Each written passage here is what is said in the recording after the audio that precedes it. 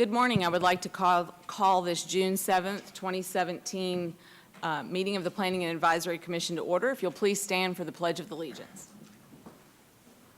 I pledge allegiance to the flag of the United States of America and to the republic for which it stands, one nation, under God, indivisible, with liberty and justice for all. I had a hard time getting June 7th out. I can't believe it's June already, my goodness. I would like to remind those in the audience and those watching on television that this is the first reading of any rezoning or special exception requests brought before us today. I guess I should clarify that. Sometimes it isn't a first reading, but we will hear a reading of the staff report for the case and ask the applicant to provide a brief overview of the request. We will then give the opportunity for anyone in the audience to speak for or against the request. The commissioners will have any needed discussion and then vote and render a recommendation to City Council. However, it will go back to the Planning Commission first. The recommendation will then be sent to City Council, who will hear the request 2 more times before rendering a final decision. And so we do have some minutes to bring forward from our May 17th meeting, and commissioners, I assume you've had an opportunity to look at those. They were sent out earlier this week. If there are no, well, let me ask, are there any changes or amendments that need to be made to the minutes? If not, we will accept them as submitted. Yep. Accept as submitted. All right, thank you. And then that will move us on to our first case. This is a new business zoning case, REZN-05-17-0899. This is a request to amend the zoning atlas of the Columbus Consolidated Government. Charles H. Ford Jr. of Columbus, Georgia, has submitted an application for 7634 Old Moon Road, parcels 073-022-007 and 073-022. Oh, my God, y'all. We're just going to redo May 17th. I was like, what? In my mind, I was sitting there thinking, I don't even see him in the audience, but okay. I was looking for it also. Okay, sorry. May 17th wasn't a bad day, though. Yeah. We can't redo it. Maybe one of us needs a vacation. All right, so let's just try this again. This new business is, my goodness, REZN-05-17-1070, a request to amend the zoning atlas of the Columbus Consolidated Government. Vincent A. Bell of Columbus, Georgia, has submitted an application for 3641 Norris Road, which is parcel 068-036-017. The current zoning is SFR2, which is Single Family Residential 2, and the proposed zoning is RO, Residential Office. The property is located in Council District 5, Baker. Mr. Harrod, hopefully you will be able to read your staff report better than I did my end. Thank you. The applicant is Vincent A. Bell. The owner is Marty Wynn. The location is 3641 Norris Road. The acreage is 2.276 acres. Current zoning is single-family residential 2. Proposed zoning is RO, residential office. Current use is a church. Proposed use is a banquet facility. General land use is consistent. Planning area E. Current land use designation is general commercial. Future land use designation, single-family. It is compatible with existing land uses. The environmental impact is none to speak of. All city services are provided. Traffic planning did not have count multipliers for this type of proposed use, so we were not able to come up with a actual proposed amount of traffic that it would generate because we didn't, inside the ITE manual, there wasn't anything that specifically called out banquet facility. Gotcha. There is no school impact. Buffer requirements is a category C for all properties that are abutted with SFR2 zoning district. We were contacted by 2 property owners. I was contacted by one, and Mr. Johnson was contacted by another. They were both had concerns about it. One I know should be here in opposition. The other was concerned about the ability, when you're coming in from, I believe it is University onto Norris, that the way the road is designed, that you don't actually have to come to a slower mode to get in onto Norris. It's very wide right there, and you can swing in at a fairly high speed. So Which is probably not legal, but yeah, you can. it probably isn't, and that's probably something we'll be talking to engineering about and seeing if we can't find a way to correct that at some point. Okay. Yeah. Commissioners, are there any questions regarding the staff report? No? Will the applicant please come forward and state your name and address and give us a brief overview of your request? Good morning. Good morning. My name is Vincent Bell, and I live at 549 Paula Court, Columbus, Georgia, 31907. The purpose and objective of this venue is to attract not only retirement parties or graduation, but also corporate, a venue for corporate for vendors, having classes, seminars. So this will be a multifaceted type venue. Anything that goes on there as it relates to, say, graduation type activities or retirement, anything over 3 hours will require police and/or Columbus Sheriff being on site. And I've already looked into that, and we'll contract out with those individuals. There would be nothing going on past 11 p.m.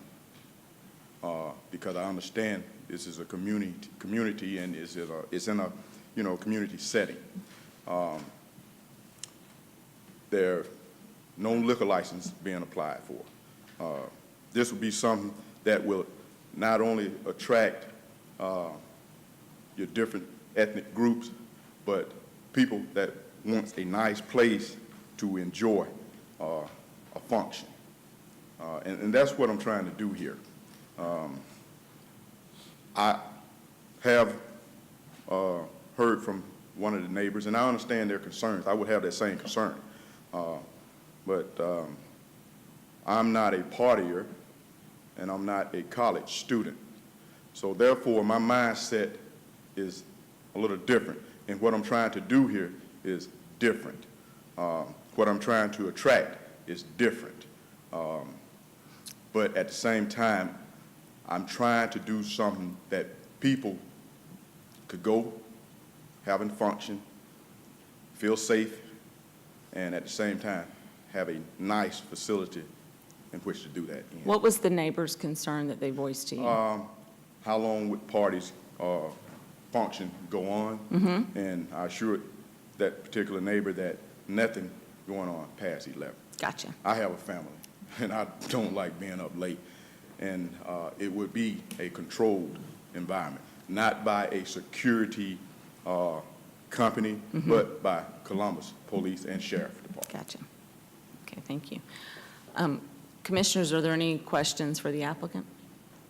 Mr. Kenner? Good morning, sir. How are you? I'm all right. Good. Just a couple of questions. How is the building going to be used when a banquet is not being done there? I mean, what will the... Like during the day? Yeah, or- during the day or on a Saturday or whatever. How is the building going to be used? Well, I will say on, Wednesdays and Sundays, there is a pastor that reached out to me, would like to rent it for their services, church services. On Wednesday would be their Bible study, and on Sunday, their church service. And that is the same venue is being used at right now. If I'm not mistaken, you said that corporations would be able to rent it out for presentations Yes, and seminars. Training. meetings and Yeah, trainings right. and things of that nature. So I would see that as a daytime Day- yeah, usage you're right. outside of During the banquet week, usage.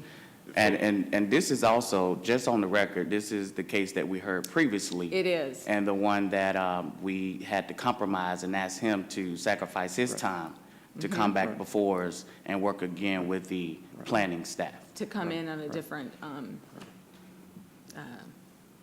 planning Right. code. Thanks to the Yeah. wisdom of Commissioner Brandon. Right. Yeah. Okay, got another couple of questions. Mr. Kenner. Okay, are you going to sell alcohol there, or will alcohol be served there? That may be wine if someone having a wedding party, if anything within the legal rights. But me personally, no, I would not be He's serving not getting a alcohol there. liquor license. Oh, okay. And are you making any changes to the exterior of the structure or It the would be- property? It would be interior, not exterior.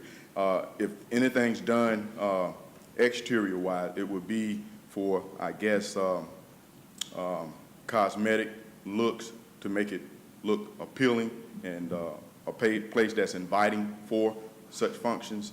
But at the same time, it would be nothing outrageously done on the outside, but the inside would be probably totally renovated to appease the people that we are trying to attract. All right, okay. Any other questions, Commissioners, for the applicant? Great, thank you. Is there anyone in the audience who would like to speak against this request? If so, please come forward. If you'll please come forward and state, if you'll have a seat for us, thank you. If you'll come forward and state your name and address, and let us know what you are opposed to. First of all, thank you for the opportunity. My name is Dwayne Jones, and I live and own the property at 3629 Norris Road, which is right next to the church, 3641 Norris Road. I oppose the rezoning and special use exception request described as an event center, office, banquet hall for 3641. I noticed this morning in the letter it says banquet facility, so I'm using what's on the sign that's posted to the public, which says event center, office, banquet hall. This general description, event center, office, banquet hall, seems to open the door to all kinds of commercial operations right next to a residence. The church has been a good neighbor there for many years, and as churches operate, basically the same group of people with the same on-site supervision utilize the building every week. So there's some incentive to be a good neighbor, the same group is basically coming back the next week. In contrast, the event center, office, banquet hall seems to open up the property to a different group's usage or potential different group's usage every day. The actual hours of usage, noise, alcohol usage, and crowd control in reality are largely dependent upon the group using the facility. There is little incentive for a group attending an event at this proposed facility to be concerned with being a good neighbor. The property owner would likely rely on a rental contract to control events at this property. Since this commercial venture is there to make a profit, reasonably profit considerations would override good neighbor considerations when restrictions, if any, are considered or placed in a contract related to hours of operation, alcohol usage, and on-site supervision. I would suggest that the initial contracts offered by this venture would be favorable to the neighborhood, but they can be changed later on at the whim of the property owner or changed again with a new property owner. I would reconsider my opposition if the city would more specifically describe what event center, office, banquet hall allows next to a residence and approve usage restrictions that would be part of the property zoning. Whoever owns the property would be subject to such provisions. For example, zoning could consider the difference between usage of a facility by basically the same group with a consistent on-site supervision from week to week, as opposed to a for-profit commercial operation. Hours of operation could be limited to 8 to 10 weekdays and 8 to 11 Saturday and Sunday, including holidays. Bring your own alcohol would not be allowed. Alcohol would be only provided by a licensed commercial catering service, and alcohol consumption would be confined to inside the building. No open-air events would be allowed. All events would have to take place inside the building. If a more detailed definition is not available and usage restrictions are not possible, then I would remain opposed. To rezone with an exception that would allow for a for-profit commercial business generally described as event center, office banquet hall seems inconsistent with residential zoning intent. Property owners will come and go, but if this zoning change is approved, we will live with it for a while. I would suggest that others would not want an event center, office, banquet hall next to their own home, and this request should not be approved. I do thank you for the opportunity for comment and your oversight and your time this morning. Thank you. Commissioners, do you have any questions for this gentleman? No? Thank you. Is there anyone else as opposed? Okay. Good morning. Good morning. Thank y'all for the opportunity that I have to speak to you this morning. My Will you name give is- us your name and address, please? My name is Dennis Green. I live at 3628 Norris Road, which is directly across the street from Mr. Jones and across the street from where the church is now. That church has been there for a long time and has been as Mr. Jones said, a good community neighbor for a long period of time.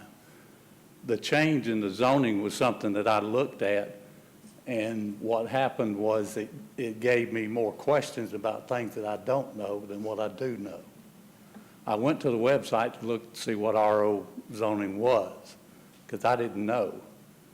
And when I found out what it was and read through the list of what's on the website, it gave me a little bit of information, but not enough. The website also directed me to an off-site zoning place that I could look at called MuniCode. I went there and read that information. What I was looking for was something that would tell me what a banquet facility was and what you could do and could not do.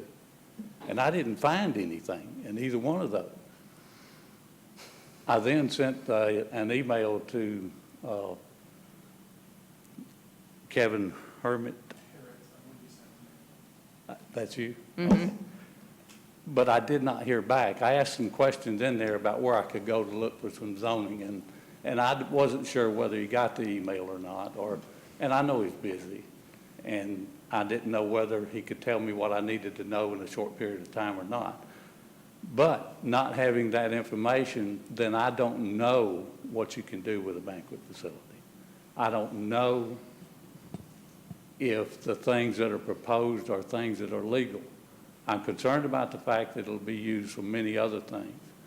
One example, my wife and her church activities goes to their ladies' retreat every year. They go to an event facility and spend 3 days and 2 nights there. That is an event facility, so I'm wondering, can they do the same thing under the zoning requirements here that she does at these places that she goes to? They're staying overnight, so the hours of operation on this thing could be 24 hours a day, 7 days a week, depending on who you have there. Not knowing what the zoning is and not knowing, I know what the code is and I know what the references are, but I don't know what you can do with it. And for those reasons, I oppose any change in the zoning, at least until we know what you can and can't do. Okay. Kevin? And I thank you for your time. Sure. Mr. Herrick? I most certainly can address some of those questions. The banquet facility as per MuniCode, which you went and looked at in our definitions section, is banquet facility means the establishment that provides to the general public on a fee basis a building for banquets, meals, parties, receptions, and similar group events, including accessory kitchen facilities. That is the definition of what a banquet facility is. As an event center, we don't have a definition for event center that usually falls under the one definition that we have for banquet facility. There isn't anywhere in the UDO that provides for, some of our classifications have accessory provisions within them. This one does not. It doesn't have something that specifies you can only be open from a certain period of time, that you can have overnight stay, things like that. So I can't address that because we don't have anything that necessarily stops it from happening if it's in the RO zoning district. And that's why we chose the RO zoning district to put it in, because some of the hotels that may want to do this later on down the road would be more capable of doing those type of things, like what your wife does, where she goes somewhere and she stays for a couple of days, and like a conference center, Right. when they have something like that. Because we don't have an event center subcategory for it, where we can specifically state that this is a one-day, that they can be there for a one-day event, there's certain time periods to it, that is always something we can come back and take a look at and see So- if we can adjust. So it sounds like that's, I mean, it's open-ended.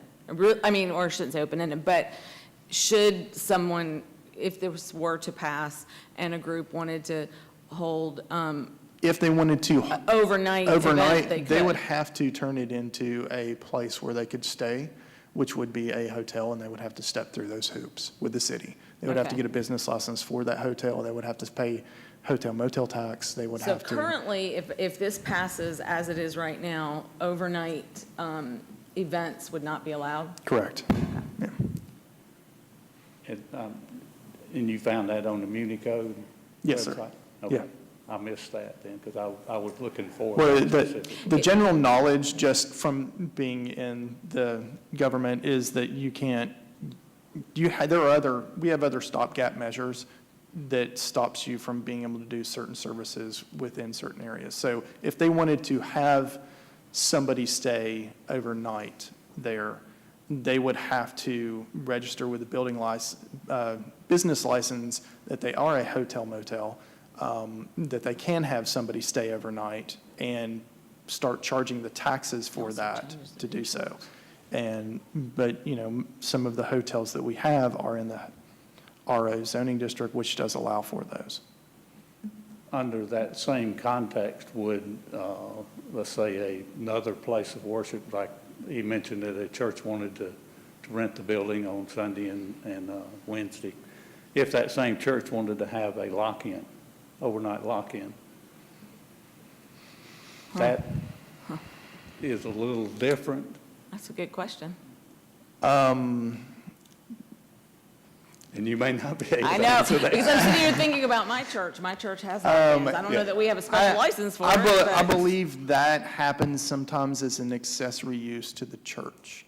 It's not a function of somebody coming outside who is not generally a member of that church, staying at the church. And so we don't necessarily have provisions inside that, because churches, we give churches a little bit more of a wider reign Right. than, understand. because of the functions the accessory functions that come with the churches. And those lock-ins generally happen at a church facility. But he's offering this as a banquet/event center, or he's going to rent it out to this specific church. And what would keep this church from coming back and saying, okay, we're going to have a lock-in, can we have it at your facility? Since he's already renting the building as a church or a place of worship. They'd probably be able to have it. They could probably, They'd probably be able to have it, they wouldn't could they? probably do that, but the church that was previously there could have done it as well. Yeah. Yeah. And let's remember, he also stated, and if he want to provide clarity, he can, that all events will end at 11.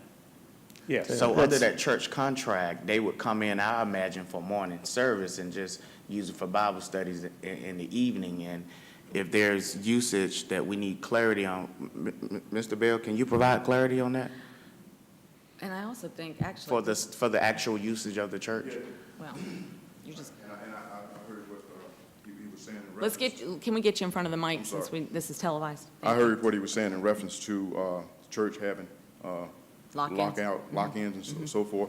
I did specifically state that everything will end at 11. So there will be no lock-ins, it doesn't sound like. No lock-ins, because at the end of the day, I am responsible, and I want to be able to go to bed at night and not be bothered.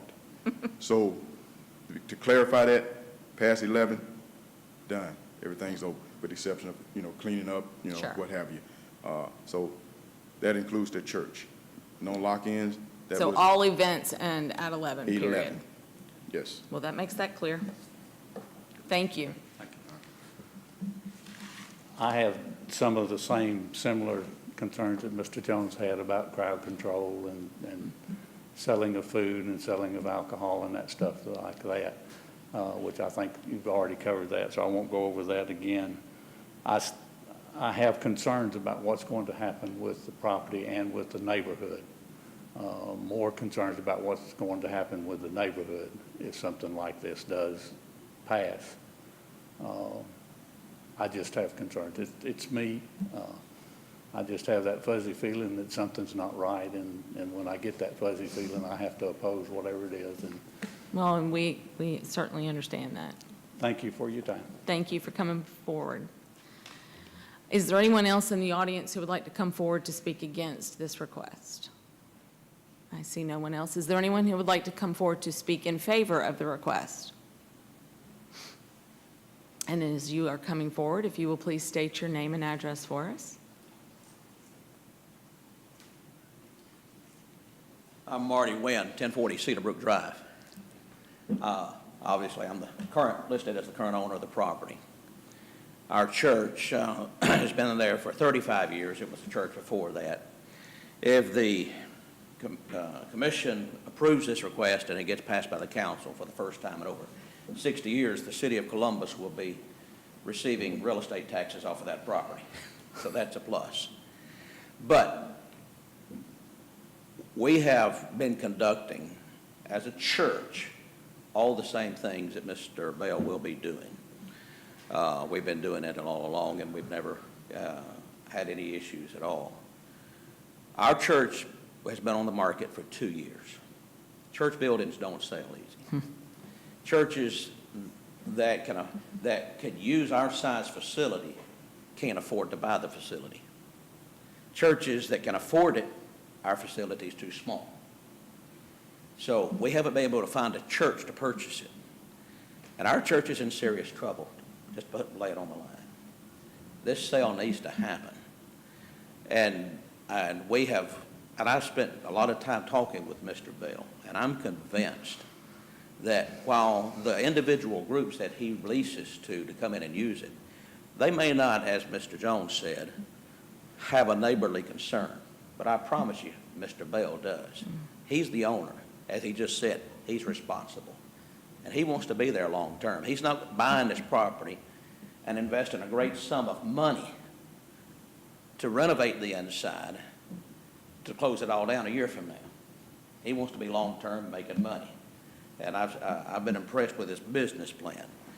But the situation where we are, if this sale were not to go through, well, the neighborhood's still going to be faced with the decision of who's going to be there, because we're not going to be able to be there that many more years longer, because we can't make that. And so when it comes open that way, who knows what goes in? Here it's controlled. Here we know what Mr. Bell's going to do. So I would encourage the commission to go ahead and pass these two things that are on the agenda today for us and grant them in our favor. Thank you. Thank you. Sir, I'm sorry. it Can was I ask you a just- question? Yeah. Just for clarity, for my understanding, the current usage or the way that the church has previously used the facility, have you allowed individuals to come in and have weddings Oh, at the yes, sir. facility? Were they required to be a member of your church to have a wedding? At No, your sir. facility. So there were often times in which people that were not familiar with your church family that will occupy the facility? Right.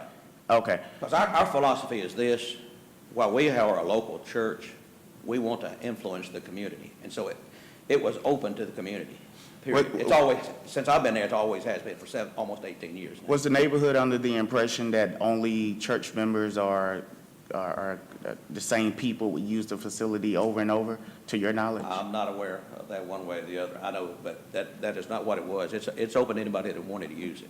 And we didn't charge for it either. Okay. Because, again, we felt like we were more of a community building, you know. Through your history of operating the facility, have you had any concerns or issues brought to your attention by the neighbors? The only concerns, again, now, Mr. Jones, over the years, we have a day school there now, that every once in a while the kids get noisy when they were outside playing, during the daytime, but no, and as far as late nights and things like that now, we've had things that went to 1 and 2 in the morning, but none of the neighbors, because it was confined with inside the building, because at one time, our building was running from 7:30 every morning to about 11:30 or 12 at night, so, for a long time, because we had so much going on. But those days are behind us now, and it's, like I said, we are on the verge. And so just those of you all that are praying people, pray for us.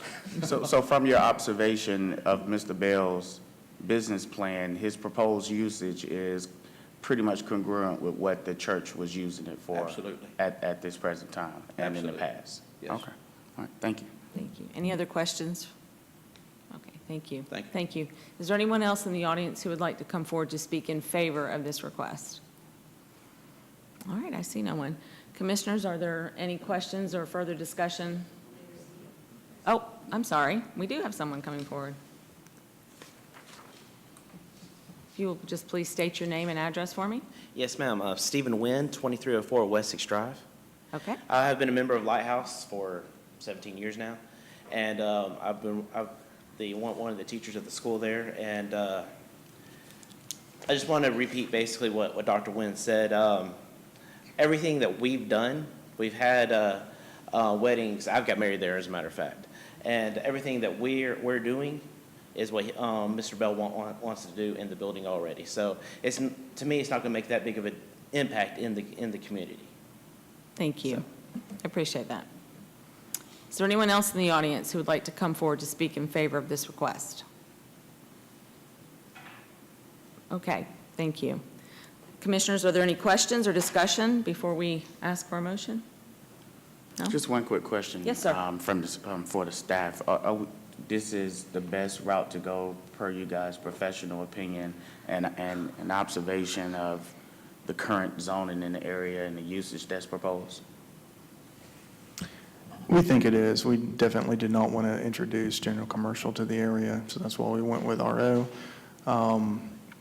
The use seems consistent with what we have heard from Mr. Bell for what's going on with the church. The fact that they could rent it out to churches, we currently receive a lot of applications to do special use exceptions for churches that are less than 2 acres, but greater than 1.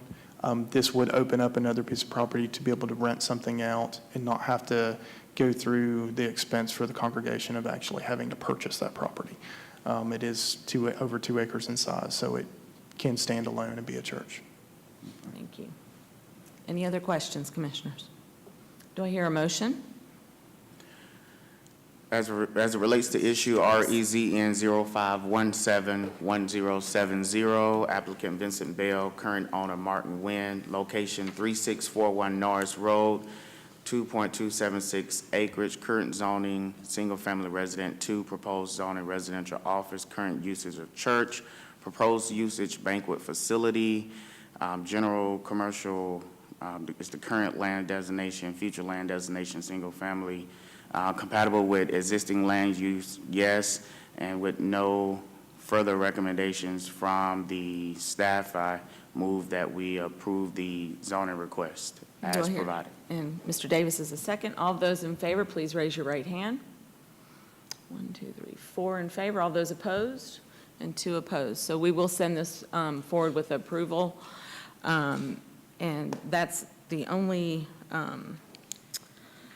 zoning. I've got a special exception. That was the only zoning case. So it brings us to our next special exception, which is EXCP-05-17-0926. This is a request for a special exception use located at 3641 Norris Road.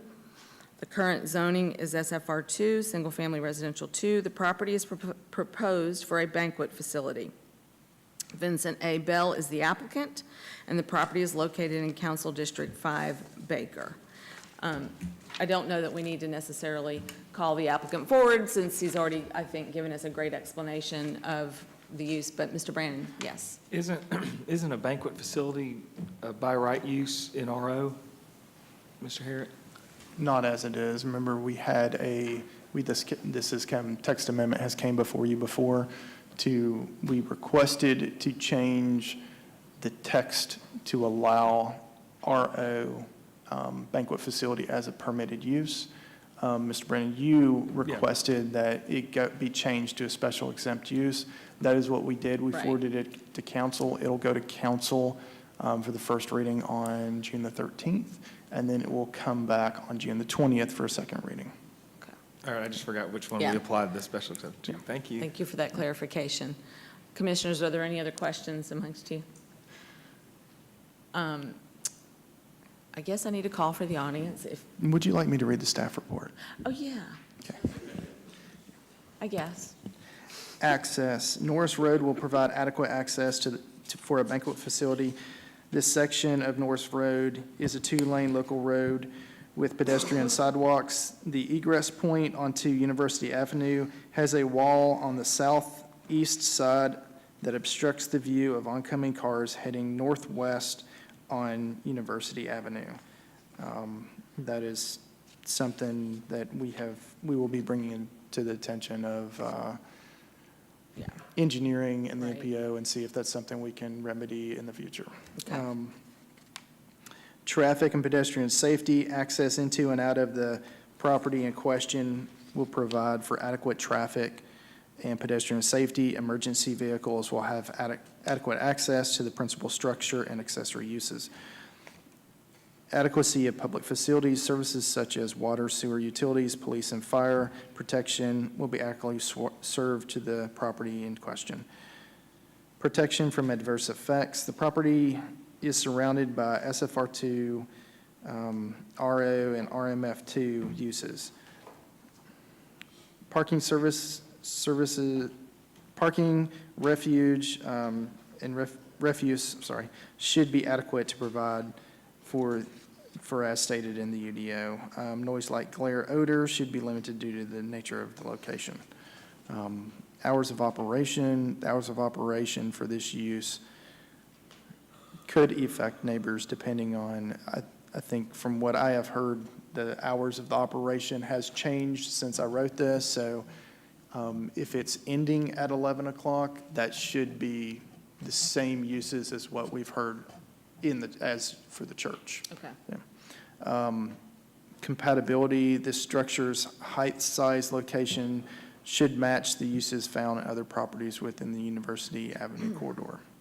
And it's in Councilwoman Baker's. Any questions of the staff report amongst the commissioners? It is appropriate that I ask if there's anyone that would like to come forward to speak against the special exception, although I think we've already heard from the, yes, sir.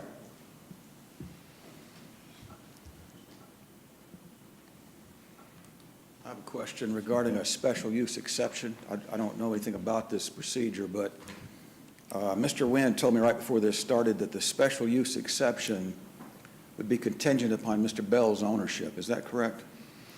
It'll be contingent upon two different things. The text amendment passing, for one, and then it will run with the property as long as as long as it's owned.